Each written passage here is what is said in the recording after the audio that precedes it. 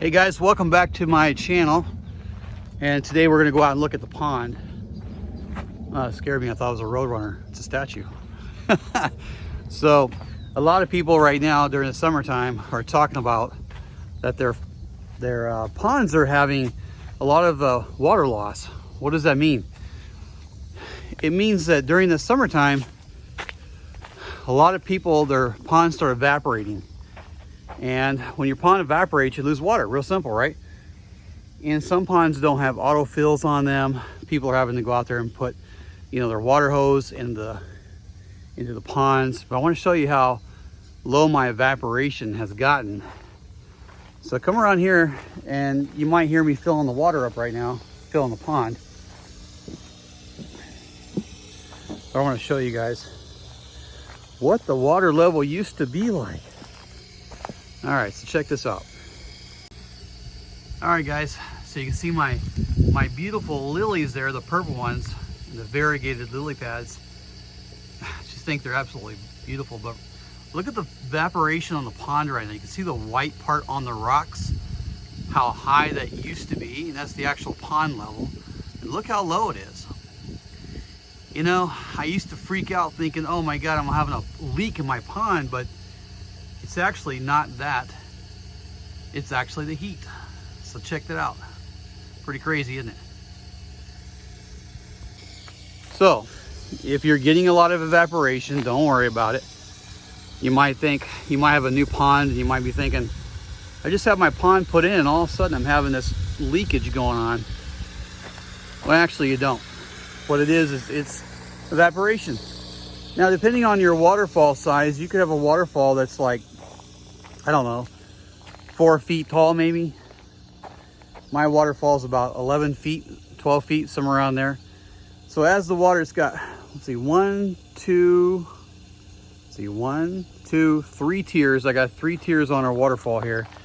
And every time the water passes over those tiers, you get some evaporation. And it's that simple.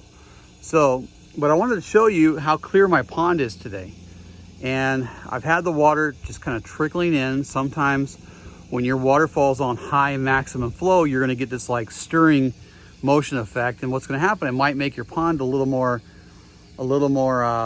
murkier. So what I do is sometimes I turn the water pressure off the waterfall, and I have these pumps out there that have remote controls that actually I can increase the flow or I can lessen the flow. But I found out that if you let the pond run a little bit low on water, then it'll start to kind of, trickle out. I mean, I want it to look nice, but I want it to kind of go a little slower rate, right? So, but look how clear this pond is. Let me show you real quick.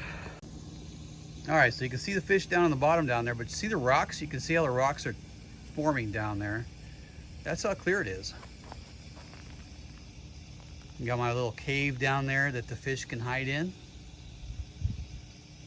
And you can really see how clear the water is.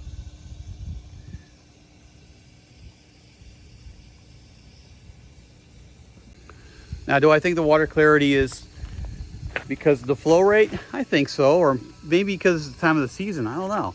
I think it's because of the water flow. It's not coming over so quick, and it's not churning that water up, you know what I mean? So when you have a lot of flow in your pond, you might get that, so don't worry about it. But you are going to have this evaporation, and I've been seeing people post online like, what's going on? Is my pond leaking? No, it's just that you got some evaporation going on, that's all. So, but I want to show you my autofill, where I put my autofill at and what I'm doing. So I simply basically just tapped off the main water line and actually put in a 1/2-inch pipe all the way up to the skimmer box, and then put a float valve on it. So that's what I did, and let me show you what that looks like, okay?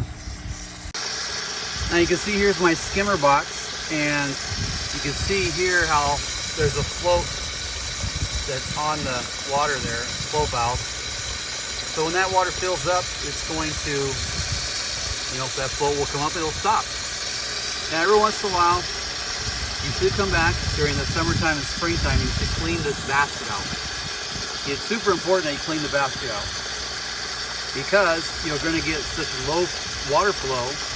Not enough water is going to go into your system to go back to your waterfall. Hopefully I didn't cut that video off too quick, but you want to make sure you clean your basket out so you get maximum flow through your waterfall. It's super important that you have a lot of aeration in the water, you know. As I did a video before on putting aerators into the pond. And I think aerators actually help clean the pond too as well. Helps settle things and helps break down some of the muck and stuff like that. So as you can see, I have an autofill, and that's what I did basically to help combat the evaporation. So that's cool. I'll have to look at this. This is pretty cool. Well, I planted this tree, and it is a pomegranate tree, and I am getting these little pomegranates on there. That's pretty cool, huh? Here's another bigger one right here. Where'd you go? Oh, there he is. I can't see it. There we go. There it is. That's pretty cool. Yeah. So I wanted to do a real quick video on the evaporation since it's summertime.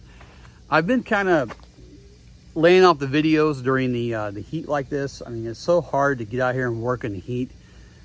And so what I thought I'd do is I would do some videos on evaporation since I've been seeing a lot of postings about it and stuff like that. And so don't worry yourself. All of us pond owners, we all have the same issues. And I'll be posting some more videos coming up pretty soon. We're going to be doing some more planting, but I think I'm going to do it more on just like cleanup and stuff like that.